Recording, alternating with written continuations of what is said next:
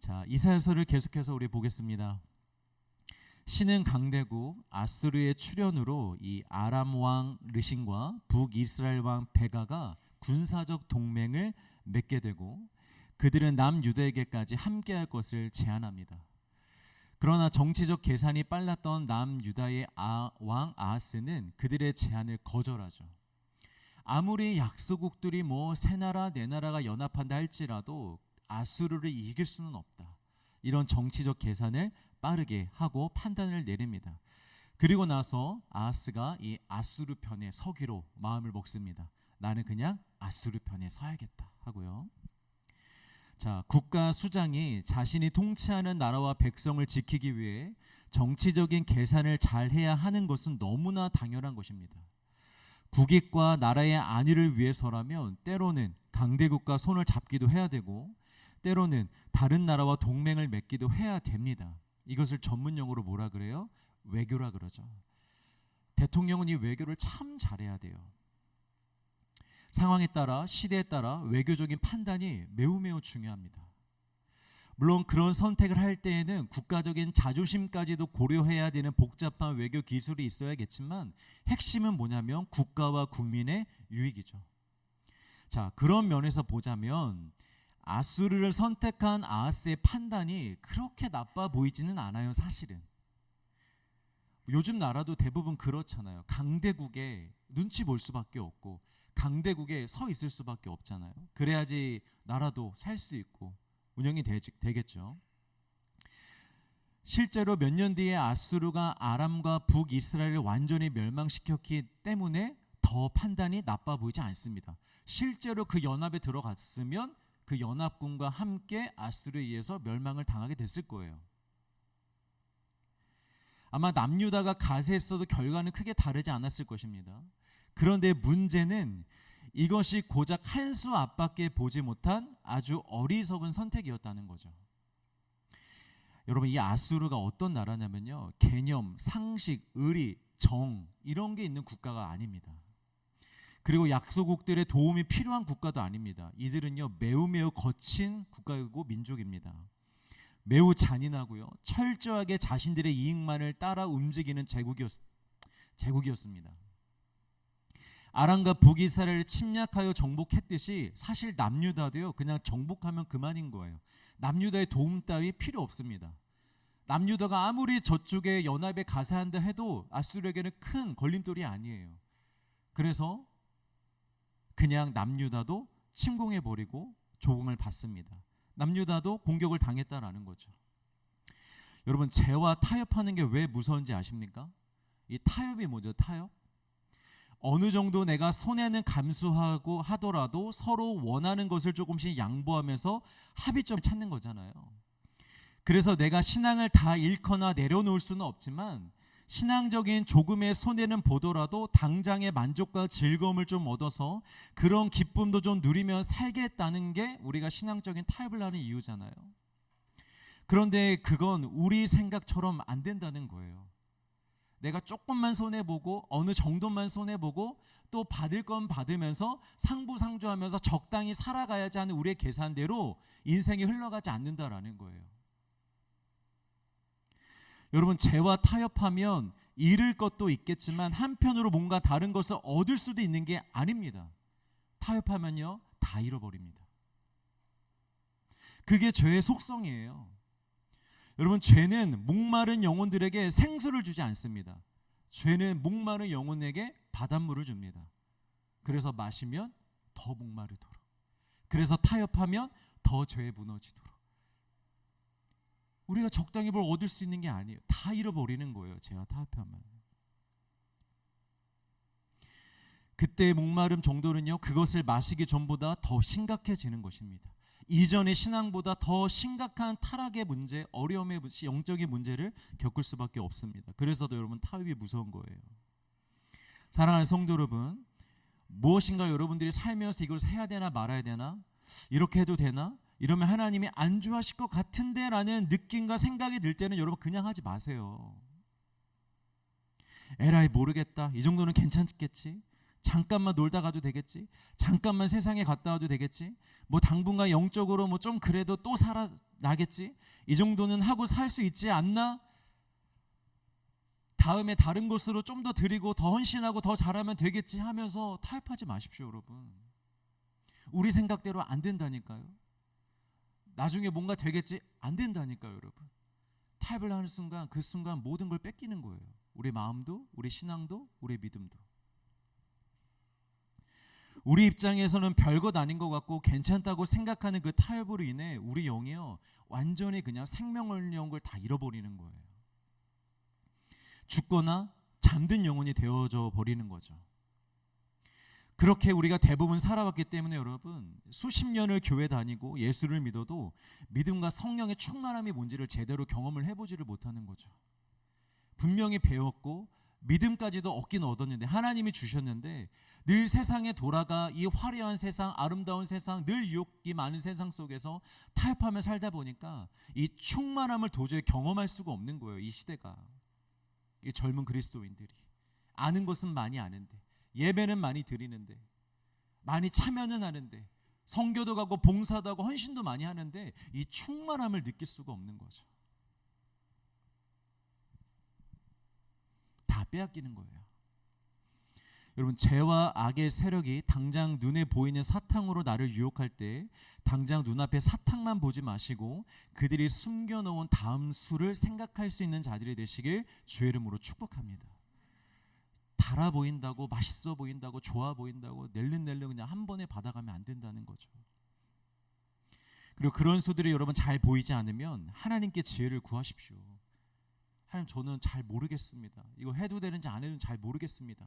저 기다리겠습니다. 하나님 알려주세요 하고 인내하면서 기도하면서 좀 기다릴 수 있길 바랍니다. 그리고 당장 지혜롭게 선택하지 못할 것 같으면 여러분 주변의 소리를 들으십시오.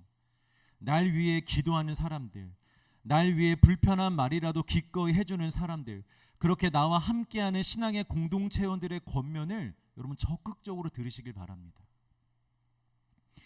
요즘 사회 정치적으로 자주 쓰는 용어 중에 집단 지성이라는 말이 있어요.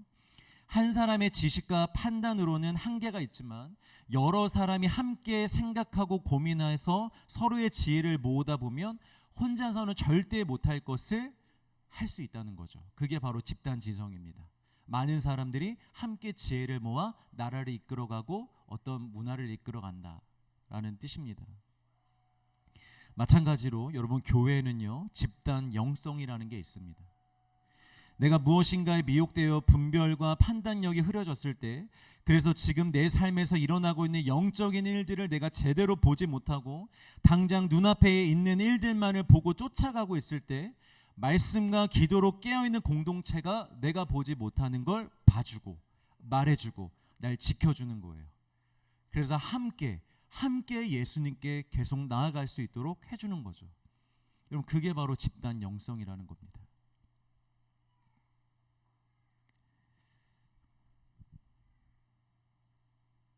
누구야, 지금 네가 보고 있는 것만이 전부가 아니야 라고 말해줄 수 있는 사람이 필요해요. 누구야, 당장은 너가 그렇게 선택하고 싶겠지만 우리 그 전에 좀 더 기도해보자 라고 말해줄 수 있는 사람이 있어야 되고, 누구야, 당장은 좋아 보이기는 한데 우리 말씀에 좀 비추어 보면 이건 좀 아닌 것 같아 라고 얘기할 사람이 있어야 되고, 누구야, 하나님께서 지금 너에게 무엇을 말씀하고 계시는지 우리 함께 찾아보자 라고 말해줄 사람이 필요해요.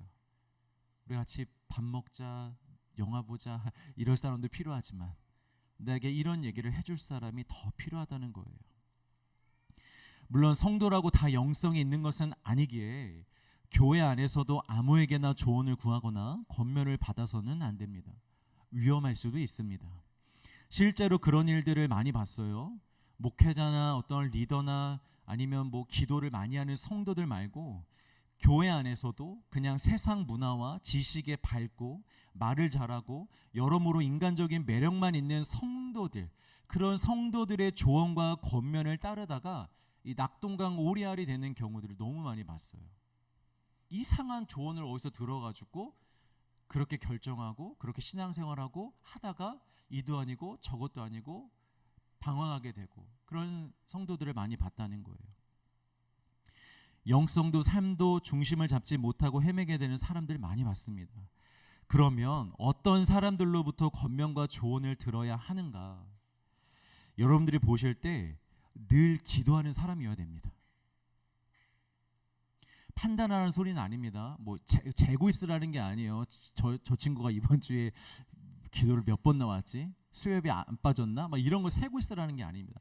그냥 평상시에 여러분들이 영적으로 봤을 때 저 언니는, 저 오빠는 진짜 기도하는 사람이야. 정말 기도에 힘을 쓰는 사람이야. 하는 그런 사람. 그리고 평소 그 사람의 말에서 자기의 이야기보다 신앙과 말씀과 예수님의 이야기가 조금 더 많이 나오는 사람. 무슨 얘기를 해도 결국 예수님으로 끝나는 사람. 기도하자, 말씀 보자, 예수님밖에 없다, 이렇게 말해주는 사람. 그리고 다 알 수는 없겠지만 그 사람의 마음의 중심이 예수님께 고정되어 있는 사람. 여러분 이거 대충 봐도 솔직히 알잖아요. 지금 이 사람이 어디에 집중하며 살고 있는지, 예배와 신앙과 말씀과 기도에 집중하며 사는지, 아니면 다른 거, 뭐 결혼이라든가, 아니면 뭐 또 뭐가 있어요, 뭐가 있어요, 뭐 집이라든가 뭐 아무튼 세상의 것에, 다른 것에 더 마음이 많이 가 있는지, 이거 우리가 보면 딱 알 수 있잖아요. 그리고 나에게 언제든지 쓴소리를 해줄 수 있는 사람, 나에게 좋은 말만 해주는 사람 말고 언제든지 나에게 내가 잘못했다고, 내가 잘못된 길을 가고 있다고 쓴소리를 해줄 수 있는 사람. 우리 교회 그런 사람이 누구지 하며 찾지 마시고 여러분들이 지금부터 그런 사람이 되어 가시길 주의 이름으로 축복합니다. 왜냐? 우리가 아직 개척교회잖아요. 이제 시작한 지 1년 반밖에 안 됐고, 무엇보다 장로, 권사, 집사의 직분을 가진 사람이 한 명도 없는 젊은 교회입니다. 당연히 우리는 지금 성장해야 될 때입니다. 이런 성도들로 자라가야 될 때입니다. 그러니까 우리의 지금 모습을 보면서 실망할 것도 없습니다. 이것을 목표로 이런 성도가 되길 소망하면서 우리 함께 지어져 가면 되는 거예요. 우리 교회가 정말 그런 교회로 지어져 가기를 간절히 소망해요. 이 집단 영성, 목회자가 먼저 앞장서야 되겠고, 그 다음에 우리 리더십들, 그 다음에 우리 평신도들도 모였다 하면 뜨겁게 기도하고, 모였다 하면 그리스도 예수님만을 얘기하고, 모였다 하면 함께 기도하자 하고, 아무리 힘든 일이 있어도 세상적인 그런 조언이나 권면을 해주려는 게 아니라 오직 믿음, 오직 말씀, 오직 예수만을 서로 얘기해 주면서 힘을 주고 받을 수 있는 그 집단 영성이 충만한 교회가 되기를 주의 이름으로 축복합니다. 단순히 직분자들이 세워지는 것은 의미가 없습니다, 여러분. 그건 아무런 의미가 없는 거예요. 주야로 말씀을 묵상하며 말씀에 순종하려고 자기 자신과 날마다 씨름하며 사는 말씀의 사자들, 날마다 하나님 앞에 엎드려 진실로 교회와 공동체를 위해 기도하는 기도의 용사들, 자신의 뜻과 생각보다는 하나님의 뜻과 인도하심을 따르는 성령의 사람들, 그런 사람들이 이 교회 안에서 얼마 전에 우리 배웠죠. 화수분과 같이 넘쳐날 수 있기를 간절히 소망합니다. 이것이 우리 교회 주일학교 부서가 생기고 성도가 늘어나고 더 많은 공간과 재정을 얻어서 더 많은 사역을 하는 것보다 더 우선시 되어져야 되는 거예요. 이게 돼야 되는 거예요. 교회는 집단 영성이. 나중된 자가 먼저 된다라는 말은 모든 경우가 반드시 그렇게 된다는 확증적인 말씀은 아닙니다. 일반적으로 그렇게 되는 경우가 많다는 것을 영적인 원리로 설명하는 것입니다. 그런데 신기하게도 정말 나중된 자가 먼저 될 때가 많기는 많아요. 그러나 소망합니다. 우리 교회는 먼저 된 자들이 정말 끝까지 먼저 되기를 축복합니다. 우리 개척교회 멤버들, 근데 개척교회 멤버들뿐만 아니라 지금 이 자리에 계신 분들이 다 먼저 된 자들이에요.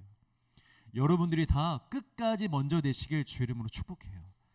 여러분들이 정말 먼저 성령의 충만함을 받고 기도의 용사들이 되고 말씀의 사자들이 되어서 이후에 오는 모든 성도들을 그렇게 그들의 힘이 되어주고 그들의 버팀목이 되어줄 수 있기를 바랍니다. 자, 그런데 아하스의 문제는 당장 눈앞에 있는 일만 보고 그 뒤에 벌어질 일까지는 내다보지 못했다는 대회도 있었지만 사실 그것보다 더 큰 문제가 있었어요. 생각해 보십시오. 만약 아하스가 몇 수 앞을 더 내다봤다면 결과가 달라졌을까요? 고작 딱 한 수 앞만 내다보고 아수르 편에 섰던 거였잖아요. 그러면 그렇게 안 하고 몇 수 앞을 더 내다보고 다른 선택을 했다면 결과가 달라졌을까요, 여러분? 물론 조금 더 현명한 선택을 할 수 있었을지는 모르겠지만 근본적인 문제, 이 심판의 문제는 해결할 수 없었을 거예요. 왜냐? 하나님이 지금 강대국들을 통하여 아하스 왕과 이스라엘을 심판하시려고 하시는 거잖아요. 근데 그 이유가 뭐예요? 아하스가 정치적인 잘못된 판단과 결단을 내렸기 때문인가요? 아니죠. 그것보다 더 근본적인 이유가 있었잖아요. 왕과 이스라엘 백성들이 하나님을 의지하지 않고 지금까지 세상을 의지하며 살아왔던 것. 제사는 지냈지만 하나님을 믿는다고는 했지만 정작 그 하나님을 진실로 의지하거나 신뢰하지는 않고 오히려 세상의 힘을 더 의지하며 살아왔기 때문에 지금 이 심판도 내리려고 하는 거잖아요. 그럼 이 심판을 멈추게 하려면, 이 심판에서 구원받으려면 뭐가 바뀌어야 되는 거예요? 그게 바뀌어야죠. 하나님을 의지하는 삶으로 돌아와야죠. 하나님을 신뢰하는 삶으로 돌아와야죠. 정치적인 몇 수 앞을 내다보는 특별한 선택을 하는 게 아니라 하나님께 돌아와야죠. 그렇지 않는 한 어떠한 선택을 해도 여러분 결과는 달라지지 않습니다. 우리 신앙도 마찬가지입니다. 여러분들이 뭘 좀 더 하거나 덜 하거나 아니면 뭘 하나를 더 알거나 덜 알거나 아니면 좀 더 신중히 생각해서 선택하거나 혹은 급하게 생각 없이 선택한다거나 해서 우리의 신앙이 그렇게 막 확연하게 달라지는 게 아니라는 거예요. 물론 중요하죠, 여러분. 그러나 결정적인 요인은 아니라는 거예요. 중요한 것은 하나님이 보시는 우리의 마음입니다. 마음이 달라져야지 행동만 달라진다고 해서 바뀔 게 아니라는 거예요. 나는 하나님을 어떤 분으로 알고 있으며 그 하나님을 어떻게 믿고 있는가, 이게 중요해요. 나를 향한 하나님의 크신 사랑과 나를 위해 행하신 그 모든 일을 나는 정말 제대로 알고 제대로 이해하고 제대로 받아들이고 있는가, 그 예수님의 십자가를, 그 십자가의 의미를 나는 정말 제대로 이해하고 제대로 받아들이고 있는가. 그래서 하나님의 존재와 그분이 행하신 일들을 생각할 때 진심으로 감사가 터져 나오고 있는가. 여러분, 주님이 우리에게 행하신 일이 얼마나 크고 위대한 일입니까? 얼마나 감사한 일이니까. 그러면 진짜 우리가 하나님을 믿는다면, 그 진실한 믿음이 있다면 그 하나님의 은혜를 생각했을 때 감사가 멈출 수 있을까요? 메마를 수 있을까요? 없다라고 성경은 말하고 있어요. 아무리 생명의 위협이 와도, 내가 감옥에 갇혀도, 그것도 주의 일을 하다가 당장 죽을지언정 하나님이 이미 나에게 주신 은혜를 생각하면 여러분 감사가 마를 수 없다는 거예요. 그러면 과연 우리는 그 하나님의 은혜를 정말로 제대로 알고 이해하고 믿고 있는가? 그래서 정말 하나님만을 나의 유일한 소망이요, 흔들리지 않는 반석이요, 나를 지키는 요새와 산성이요, 모든 공격을 막아주시는 방패요, 내가 피할 바위라고 날마다 삶에서 고백하며 기도하고 있는가? 하나님이 이렇게 위대하신데 여러분, 우리 누구한테 피하겠어요? 그걸 진실로 믿는다면 여러분, 우리 누구에게 피하겠냐고요? 사람에게 피할까요? 사람을 의지할까요? 돈을 의지할까요? 세상을 의지하게 될까요? 아니죠. 그 세상보다 크신 분이 하나님이신데, 그 세상을 이기신 분이 하나님이신데 그걸 믿는 사람이 어떻게 세상을 더 의지합니까? 그 진실한 믿음이 있으면 하나님께 피하는 거예요. 밖에서 맞으면 하나님께 오는 거예요. 밖에서 괴롭고 힘들면 하나님 앞에 와서 엎드리는 거예요. 그리고 정말 그분이 나를 가장 좋은 곳으로, 푸른 초장과 쉴만한 물가로 인도하시는 선한 목자라는 것을 믿고 있는가? 그래서 위기 가운데서도 그분 안에서 나는 안전하다고 고백하며 평안을 누릴 수 있는가? 좋은 목자라고 믿는다면 여러분, 우리 어떤 상황에서도 안심할 수 있는 거 아니에요? 양들은 방어 기술이 없다고 우리 주일학교 때부터 수없이 배웠잖아요. 양은 스스로 지킬 수 없어요. 아무리 힘을 모아도, 양끼리 뭉쳐도 여러분 한 마리의 늑대도 감당하지 못합니다. 근데 양이 어떻게 살 수 있어요? 목자 대신 목자가 있기 때문이잖아요. 목자가 있으면 안전한 거예요. 근데 우리가 하나님과 예수님을 진짜 목자로 생각한다면 이 땅에서 평안을 누리지 못할 이유가 뭐가 있냐고요. 그리고 위기가 찾아왔을 때 눈앞에 보이는 사랑과 방법만을 쫓아다니는 것이 아니라 하나님 앞에 엎드려 잠잠히 기도하며 하나님께서 하실 일을 기다릴 수 있는가? 그리고 이 모든 것을 이미 주셨고 앞으로도 가장 좋은 것을 주실 하나님을 진실로 신뢰하며 나의 인생과 생명을 맡길 수 있는가? 그리고 마지막으로 그 하나님을 나는 정말 진심으로 사랑하고 있는가? 여러분, 이 마음이 중요하다고요. 뭘 더 하고 덜 하고, 뭘 더 알고 뭘 더 알지 못하고, 이런 게 중요한 게 아니라 이 마음을 갖는 것. 말씀을 통해, 예배를 통해, 예수님을 배우면서, 그 예수님을 신뢰하고 믿으면서 이 좋은 마음들을 갖게 되는 것, 그것이 중요하다는 것입니다. 이 마음이 회복되지 않는 한, 이 마음이 세워지지 않는 한 우리의 신앙은요 여러분 근본적으로 바뀌지 않습니다. 아무리 노력해도 제자리 걸음이에요. 그리고 잠깐은 뭔가 내가 하는 것 같아도 금방 이전으로 돌아갈 거예요. 조금만 힘들고 지치고 넘어지면, 뭔가에 막히면 금방 우리 예전으로 돌아갑니다. 왜냐? 마음 없이 하니까. 이런 진실한 믿음 없이 하니까. 누구처럼? 이스라엘 백성들처럼. 하나님께서 수많은 위기와 수렁 가운데서 구원을 행하여 주셨고 기적을 베풀어 주셨어도 그들은 잠깐은 감사해야 하지만 얼마 못 가 항상 금방 하나님을 배반하고 세상으로 돌아갔잖아요. 그 이유가 뭐였을까요? 이 마음이 없어서 그래요. 마음이 없어서. 진실한 믿음이 없어서. 로마서 12장 2절 말씀을 같이 읽습니다. 시작. 너희는 이 세대를 본받지 말고 오직 마음을 새롭게 함으로 변화를 받아 하나님의 선하시고 기뻐하시고 온전하신 뜻이 무엇인지 분별하도록 하라. 자, 변화의 근원이 뭐예요? 우리가 변화를 받아야 되는데 변화의 근원이 뭡니까? 새로운 마음입니다. 달라진 마음입니다. 변화는 마음이 달라져야 되는 거예요. 행동보다 마음이 먼저 달라져야 되는 거죠. 이전에 하나님보다 나를 더 사랑하던 마음에서 이제는 하나님을 사랑하는 마음으로, 이 땅에서 잘 살기 위하여 세상 사람들처럼 돈과 힘과 권력과 사람을 더 의지하던 그 마음에서 오직 하나님만을 의지하는 마음으로, 그렇게 오직 하나님만을 하나님으로 인정하며 하나님만을 사랑하며 하나님만을 의지하는 마음가짐으로 변해야, 그 마음이 달라져야 여러분 우리의 삶과 신앙이 정말 변화될 수 있다는 거예요. 할렐루야. 이 마음이 바뀌기를 주의 이름으로 축복합니다. 하나님은 아하스에게 이것을 말씀하고 계신 거예요.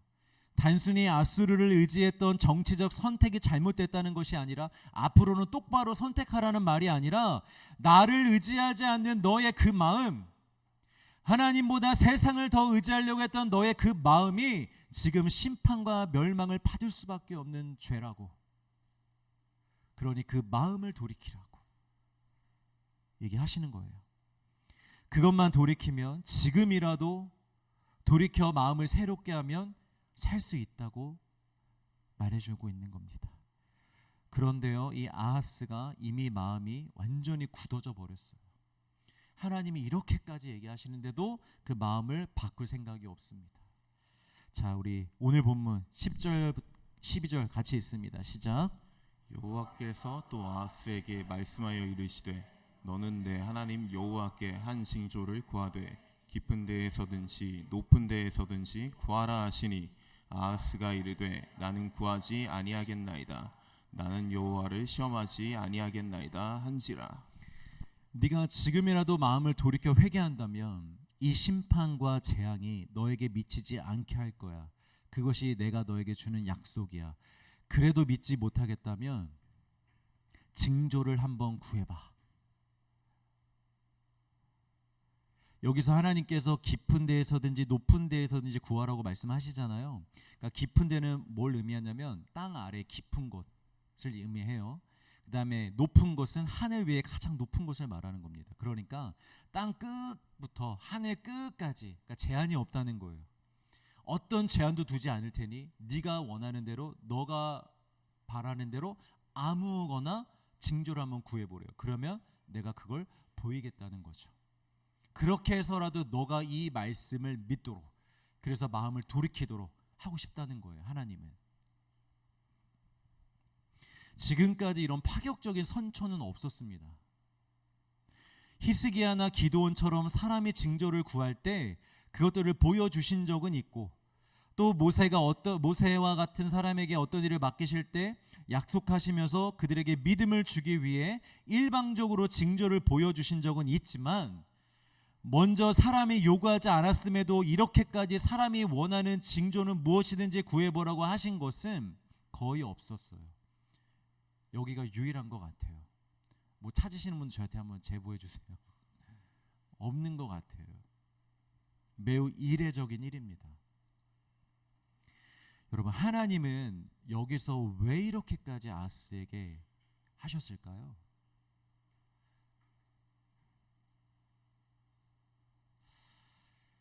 이거 대단한 선처거든요. 대단한 은혜거든요. 만약에 우리한테 하나님 이런 걸 이렇게 물어보신다고 생각해 보세요, 여러분. 어떻게 하실 것 같으세요? 너무 신날 것 같지 않으세요? 하나님 진짜요? 제가 요구하는 거 하나님 한번 보여주실 거예요? 그럼 하나님 저 산이 오늘 저쪽으로 넘어가게 해주세요. 저 수준에서는 이것밖에 지금 생각이 안 나는데 여러분 수준에서는 뭘 하나님께 요구하실 거예요?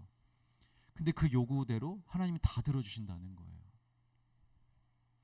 하나님이 왜 이렇게까지 하셨을까? 그만큼 지금 이 시기가 매우 중요하고 앞으로 닥칠 심판이 매우 엄중한 심판이기 때문입니다. 이전에 광야 때나 사사시대 때나 죄로 인해 징계를 하실 때는 나라의 운명이 걸린 그런 징계까지는 아니었습니다. 물론 그 징계들이 결코 가벼운 징계들은 아니죠. 무거운 징계죠. 사람들이 죽기도 했는데. 그러나 하나님의 계획 안에서 언제나 다음이 있었어요. 끝이 아니었다고요. 늘 다음이 있었어요.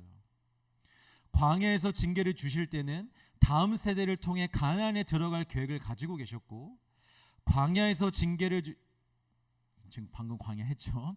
자, 사사시대 때 징계를 주실 때는 사사들을 세워서 매번 구원해 주시려는 계획도 가지고 계셨습니다.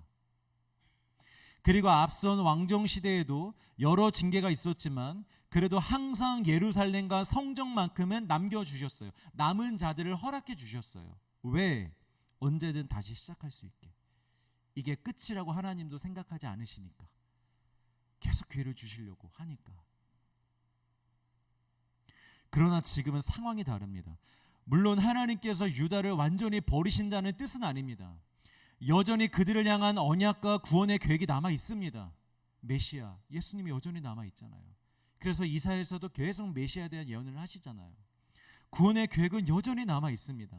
그러나 온 나라가 불타고 모든 도시들이 다 빼앗기고 자녀들이 포로로 잡혀가며 무엇보다 그들의 심장이자 정체성 그 자체인 성전이 무너지게 되는 이스라엘 역사상 전례가 없는 아주 무서운 심판이 예비되어 있다는 거예요.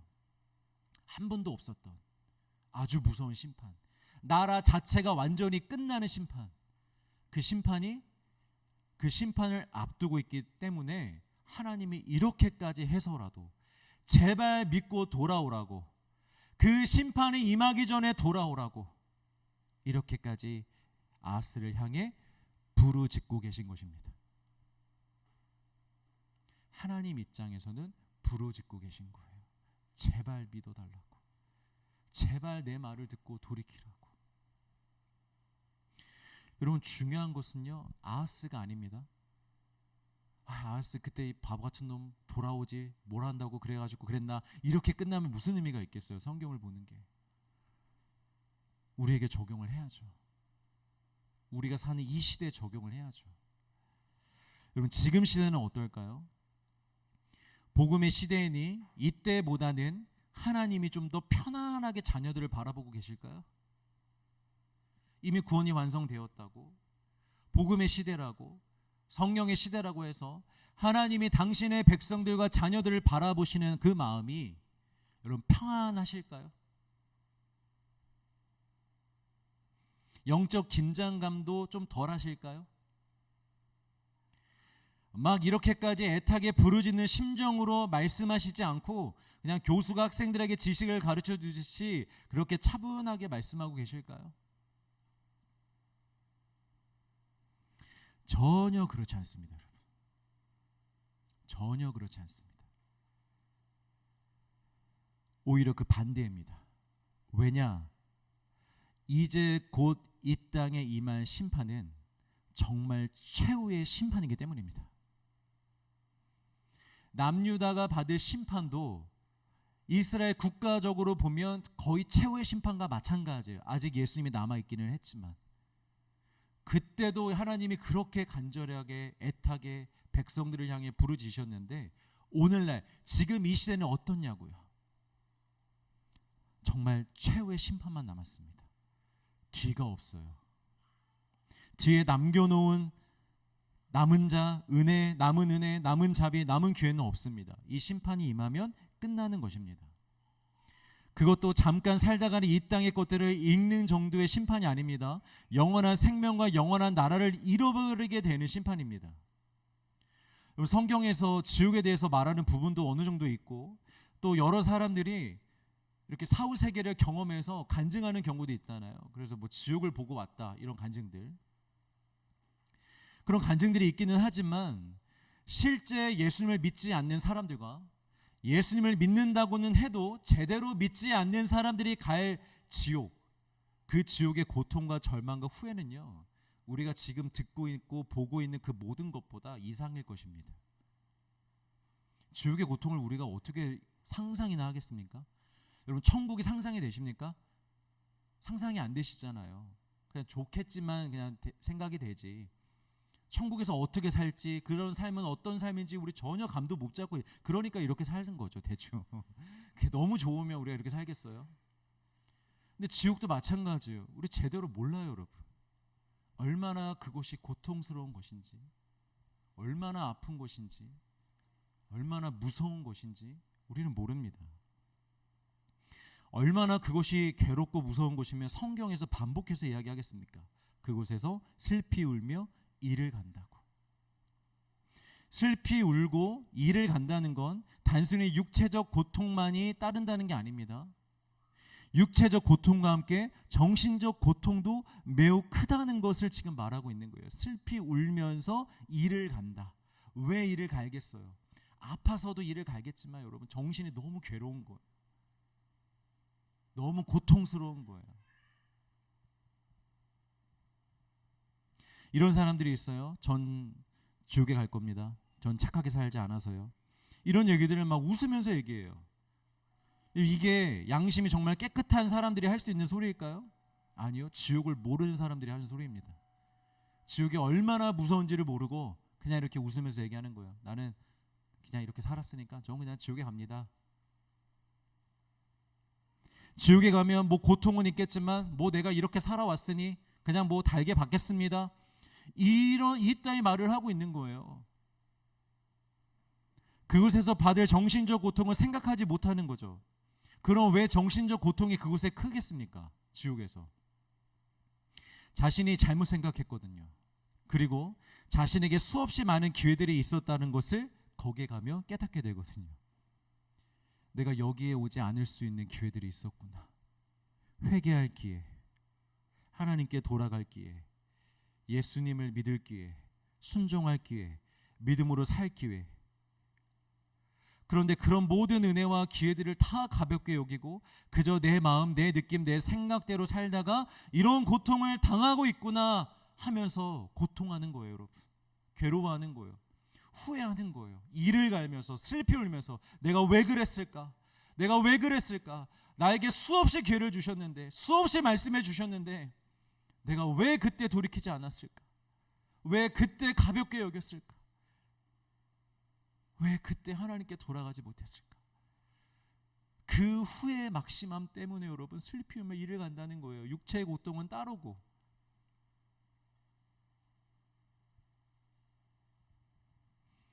그런 무서운 최후의 심판만 남아 있습니다. 그것도 이제 얼마 남지 않았습니다, 여러분. 성경이 예언한 마지막 시대의 징조들을 보면 사실 그 상당수는 이미 성경이 기록되던 초대교회에 다 나타났어요. 우리 이전에 계시록 하면서 배웠었잖아요. 666이 뭐라고요? 앞으로 무슨 칩, 베레칩 이런 거 아니라고요. 이미 그때 당시에 666이 이 땅에 존재했다고요. 네로 카이사르. 그래서 카이사르의 그 이름, 표를 받지 않는 사람들은 당시에 경제 활동을 할 수가 없었어요. 그래서 다 가난하게 굶어 죽든가 괴로운 삶을 살았죠. 성경의 예언을 1차적으로는 그때 얘기를 하는 거예요. 이게 무슨 말이냐? 이미 그때부터 마지막 시대는 시작됐다는 거예요. 이런 징조가 보이면 내가 곧 온다라고 예수님이 분명히 말씀하셨는데 그 징조가 이미 2000년 전에 이 땅에 나타났다는 거죠. 그리고 지금 이후의 삶은 뭐냐? 계속해서 그 징조가 강화되고 있습니다. 기근과 지진. 여러분 요즘에 뉴스를 보세요. 온 세상이 난리입니다. 위로는 온 세상이 온난화로 불에 타고 있습니다. 더워서 산불이 난대요. 누가 실수해서 산불이 나는 게 아니라 너무 뜨거워서 산불이 나고 있어요. 온 세상이 지금 불타고 있어요. 내년 이제 앞으로 상상도 못할 것 같아요. 얼마나 더울지, 얼마나 뜨거울지. 그리고 땅에서는 여러분 지진이 일어나서 땅들이 무너져가고 있어요. 건물이 무너져가고 있습니다. 모든 미래학자나 전문가들이 얘기하길 지구가 얼마 남지 않았다고 하는데, 근데 더 무서운 건 뭔지 아세요? 이 세상은 절대 자연재해로 자연스럽게 끝나지 않는다는 거죠. 그 전에 예수님이 오십니다. 불심판이 임합니다. 세상은 그렇게 끝나는 거예요. 그런데 자연적으로도 이제 얼마 남지 않았다고 하는데 여러분, 우리 예수님 오실 날이 정말 얼마 남지 않다는 것을 우리가 알 수 있지 않겠습니까? 그럼 생각해 보십시오. 그런 시대를 살아가고 있는 우리에게 날마다 말씀을 주시는 하나님의 마음이 어떠실까요? 그런 시대를 살아가고 있는 우리에게 하나님의 성경책이었군요. 하나님이 성경책을 통하여 이 예배 때 말씀을 통하여 우리에게 말씀을 주시는데 어떤 뉘앙스와 어떤 마음으로 과연 주시겠냐라는 거예요.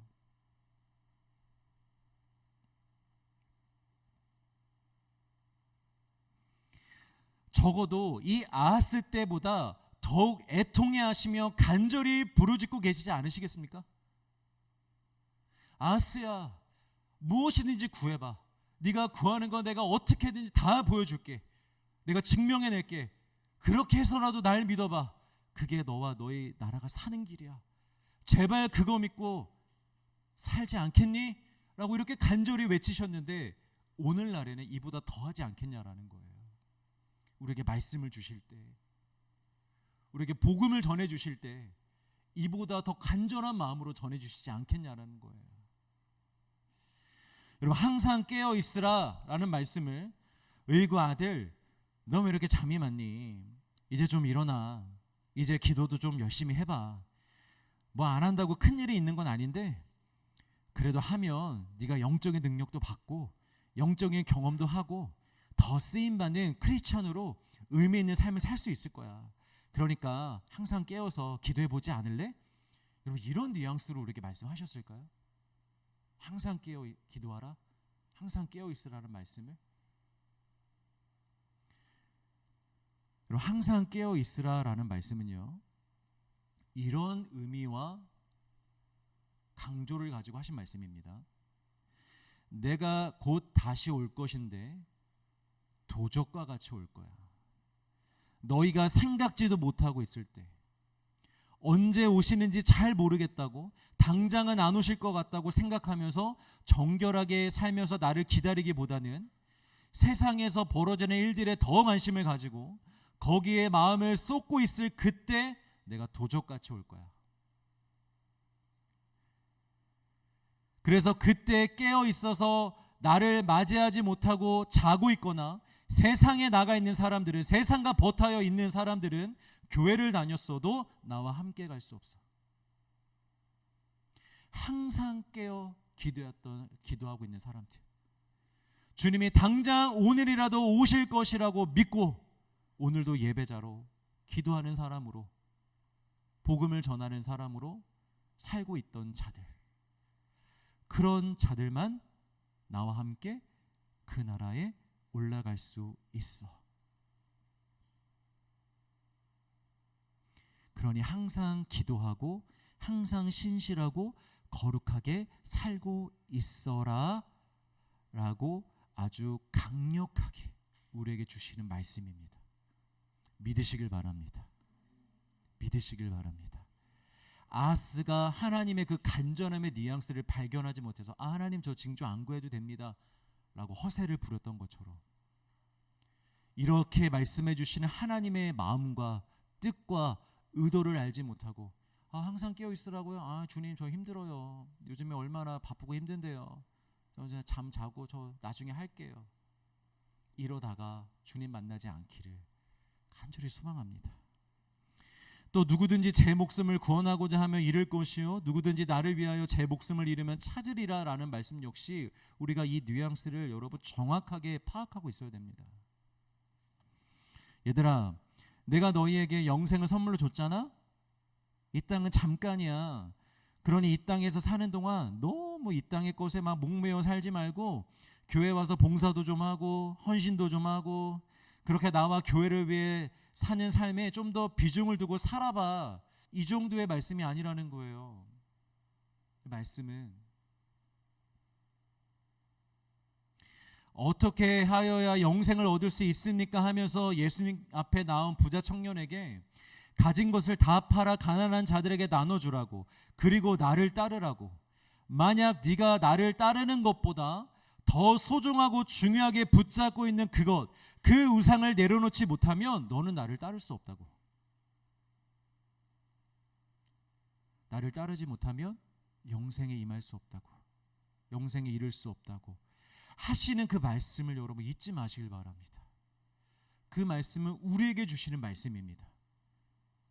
주님을 믿는다고 하면서 주님보다 더 살아가고 붙잡는 것이 잔뜩 있는 채로 살아간다고, 여러분 우리 예수님 이렇게 되면 예수님을 따라갈 수가 없습니다. 그거 다 내려놔야 된다는 소리입니다. 심지어 그게 이 땅에서의 생명이라 할지라도, 여러분들의 육신의 생명이라 할지라도 그것이 예수님보다 더 붙잡아야 되는 것이 된다면 안 된다는 거예요. 그것조차도 내려놔야 된다는 거예요. 여러분, 구원은요 전적으로 하나님의 은혜입니다. 그러나 그렇다고 우리의 입장에서 구원을 쉽게 생각해도 된다는 말은 아닙니다. 하나님의 전적인 은혜가 맞지만 그렇다고 우리가 그 구원을 쉽게 생각하고 대하면 안 된다는 거예요. 구원이 전적으로 하나님의 은혜이기 때문에, 그렇기 때문에 자격 없는 우리는 더 신중하게, 더 진지하게, 더 간절하게 두렵고 떨림으로 그 구원을 이뤄가야 됩니다. 우리가 한 게 아니니까.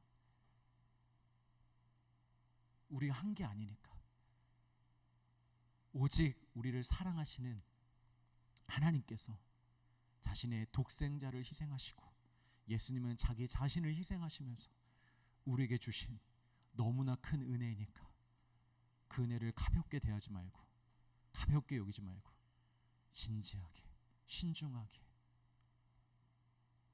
간절하게, 두렵고 떨림으로 그 구원을 이루어가야죠. 여러분,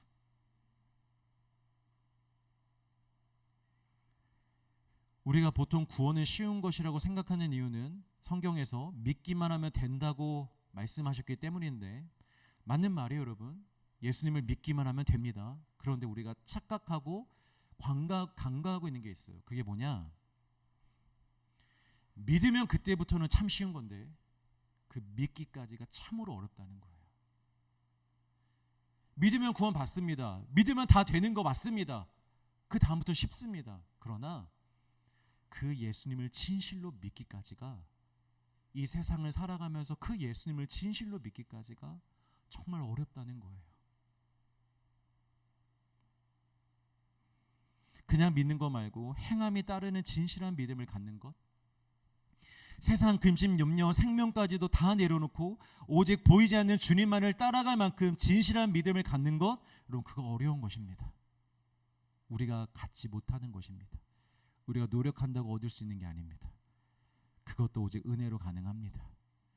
그래서 우리가 날마다 여러분 뭘 구하셔야 되느냐? 믿음의 은혜를 구하셔야 됩니다. 지금 여러분들 뭘 구하고 계십니까? 뭘 구하고 계십니까? 그것도 필요하시겠죠. 있으셔야겠죠. 하나님도 구하라고 하셨죠. 그러나 그 모든 것을 구하기 이전에 여러분 예수님을 진실로 믿을 수 있는 믿음을 구하시기를 주의 이름으로 축복합니다.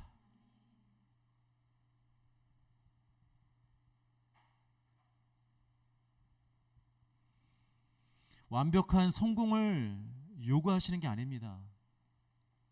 완벽한 순종은요, 오직 예수님만이 하실 수 있고, 그래서 예수님이 이 땅에 내려오셔서 하신 것입니다. 완전한 순종을 이루시기 위해. 우리에게 요구되는 것은요, 진실된 마음과 진실된 믿음에서 비롯된 방향성입니다. 그리고 그 방향성대로 실제로 삶에서 살아가는 실행성, 이 두 가지가 우리에게 요구되는 것이죠. 이렇게 얘기하면 다들 저는 방향성은 당연히 그렇게 생각하고 있고 실행성은 매우 약할 뿐. 다시 한번 제가 적어놓고도 아마 이렇게 얘기할 수도 있어요. 다들 방향성은 당연히 그렇게 생각하고 있고 실행성은 내가 육신이 약할 뿐이지 하려고는 합니다라고 말할 수 있을 것 같아요. 대부분 그렇게 얘기하잖아요. 물론 그런 것도 있겠죠, 당연히. 그러나 여러분 자신의 말과 생각에 안심하고 있으면 안 됩니다. 착각이라는 게 뭐예요? 사실이 아닌데 사실로 생각하는 거잖아요. 인간은요 착각의 동물입니다. 얼마든지 무엇이든지 다 착각할 수 있습니다. 자기가 멋있다고 착각할 수도 있고, 자기가 믿음이 있다고 착각할 수도 있고, 또 반대로 자기가 막 남들이 보면 다 괜찮은데 자기가 스스로 막 나는 별로라고 이렇게 착각할 수도 있고, 또 뭘 착각할 수 있을까요? 믿음이 아까 없는데 있는다고 착각할 수 있다 그랬는데 있는데 없다고도 착각할 수 있습니다. 아니 믿음이 내가 봐도 있어요. 근데 자꾸만 자기 믿음이 없대. 그렇게 착각할 수 있어요. 그게 인간이에요. 자기 자신도 속고 사는 거죠. 여러분 예수님이 잡히시기 전 마지막 만찬 자리에서 예수님이 너희가 다 나를 떠날 것이라고 하자 베드로가 뭐라고 합니까? 다른 사람들은 다 떠나도 나는 안 떠난다고 이런 얘기를 합니다. 근데 이건 진심입니다. 그때 당시에 베드로의 머릿속에서 생각해낸 진짜 진심을 예수님께 말하고 있는 거예요. 그러나 그건 착각이었죠. 어떤 착각입니까? 자기가 그 말대로 정말 예수님을 떠나지 않고 예수님 곁을 지킬 수 있을 만큼의 믿음이 있다고 생각한 착각. 그 정도의 믿음까지는 아니었는데, 그 정도의 그건 아니었는데 착각한 거예요, 스스로. 우리도 이런 착각 속에서 살고 있을 확률이 좀 있습니다. 사실은 예수님을 지금 제대로 믿지 못하고 있는데 믿고 있다는 착각. 사실은 우리가 마음이 없어서 따르지 않고 있는데 나는 마음은 있는데 도저히 육이 약해서 따르지 못하고 있다는 착각. 이런 착각을 우리도 얼마든지 지금 하고 있다는 거죠. 오늘 본문에도 아하스 왕이 스스로 자신의 신앙을 착각하면서 그럴듯한 말로 자신의 불신앙을 감추고 있는 장면이 나옵니다. 우리 12절 말씀 있습니다. 시작. 아하스가 이르되 나는 구하지 아니하겠나이다. 나는 여호와를 시험하지 아니하겠나이다 한지라. 자, 이 말을 얼핏 보면요 굉장히 훌륭한 신앙 고백처럼 들리죠. 우선 이것은 하나님의 말씀을 기반으로 한 대답입니다.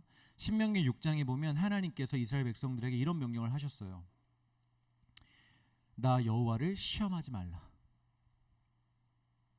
너희들이 나를 의심해서 내가 진짜 있는지 없는지, 내가 너희를 도울 건지 안 도울 건지 시험해 보지 말라고 이미 말씀해 주셨습니다. 그래서 아하스가 지금 그 말씀을 가지고 이 얘기를 하고 있는 거예요. 주님, 율법에서 하나님을 시험하지 말라고 분명히 말씀하셨습니다. 저 하나님 시험 안 합니다. 저 믿음이 있습니다. 저 주님 사랑합니다. 저 주님 공경합니다. 그래서 하나님 시험하지 않습니다. 라고 이렇게 겉으로는 얘기하고 있는 거예요.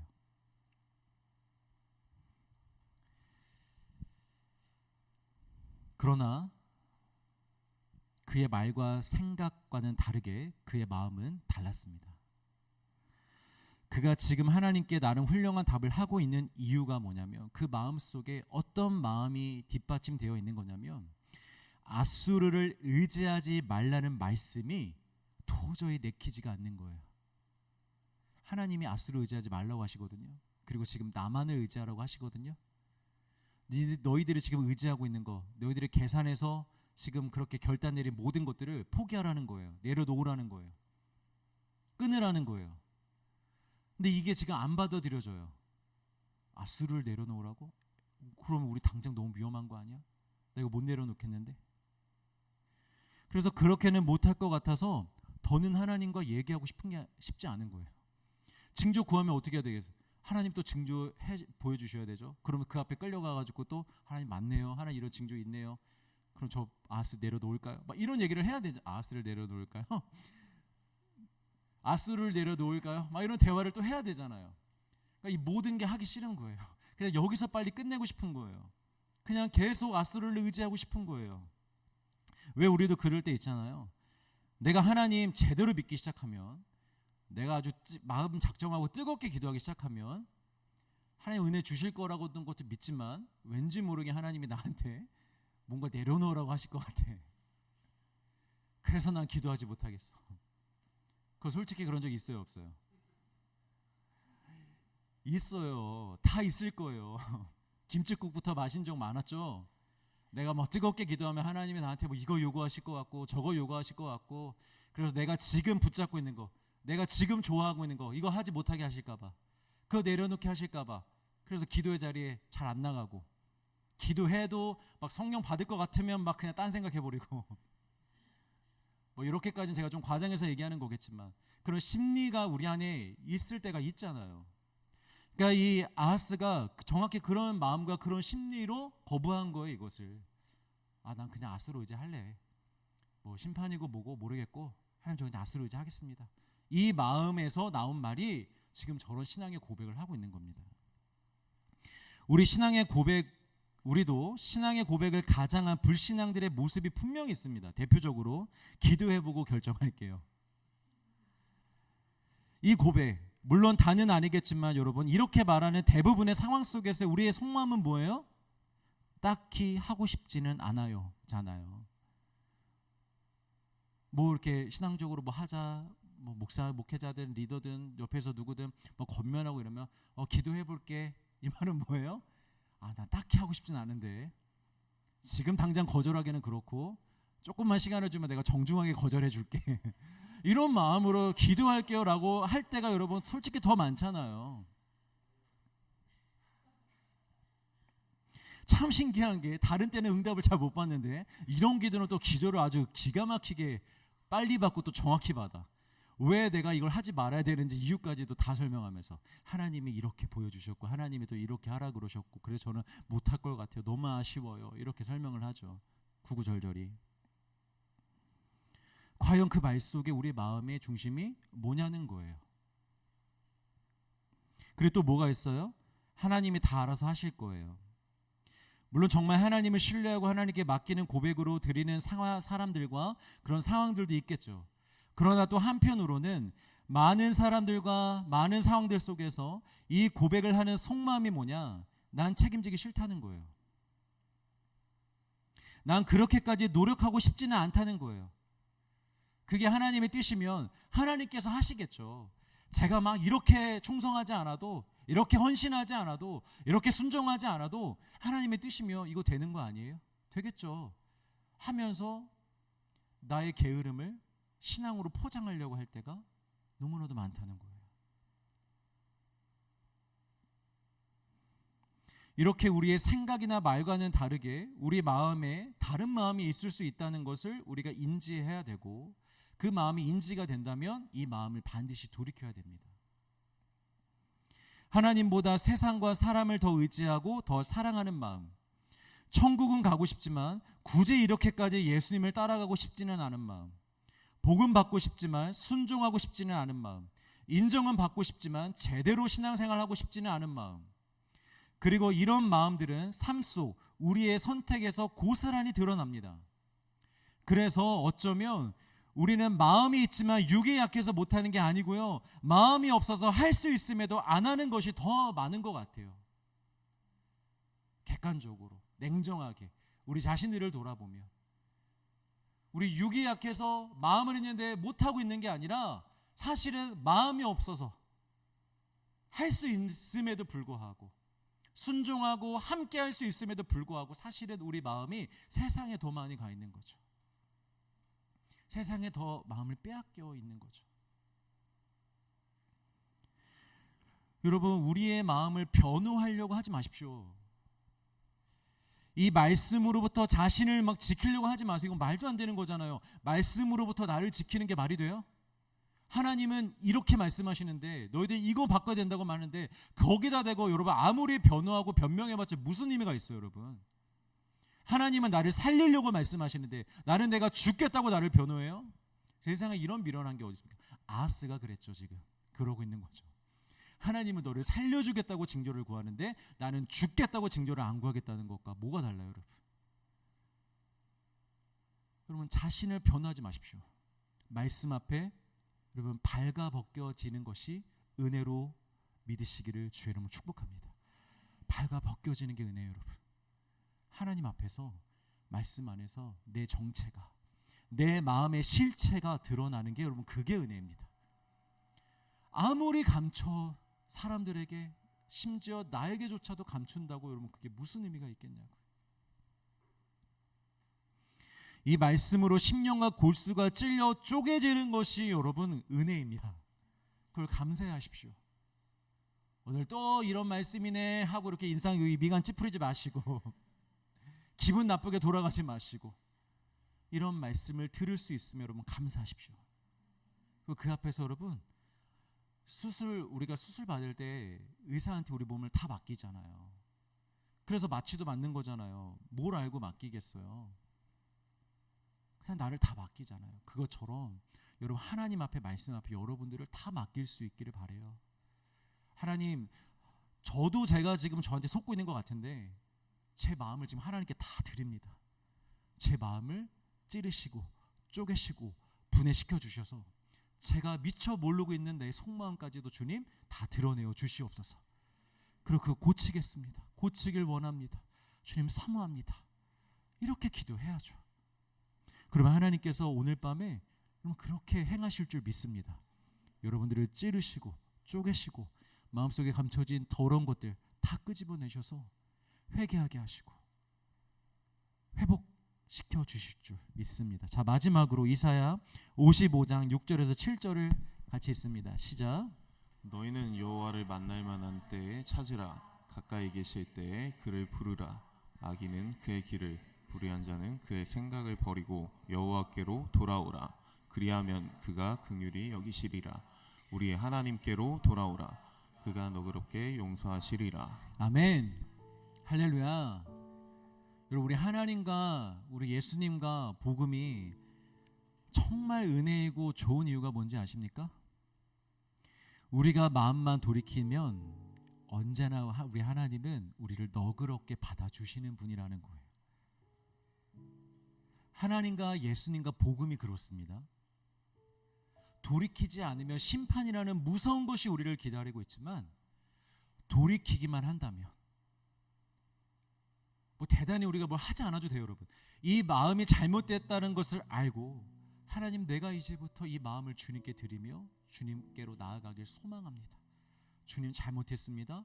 주님, 나를 용서해 주세요 하면서 돌이키기만 해도 하나님이 그런 우리를 너그럽게 안아주시고 용서해 주신다는 거예요. 여러분, 이게 얼마나 큰 은혜입니까? 무슨 잘못을 해도, 어떻게 살아왔어도 돌이키기만 하면 하나님이 받아주시는 거죠. 사랑하는 성도 여러분, 우리 여호와께로 돌아갑시다. 우리 하나님께로 돌아갑시다.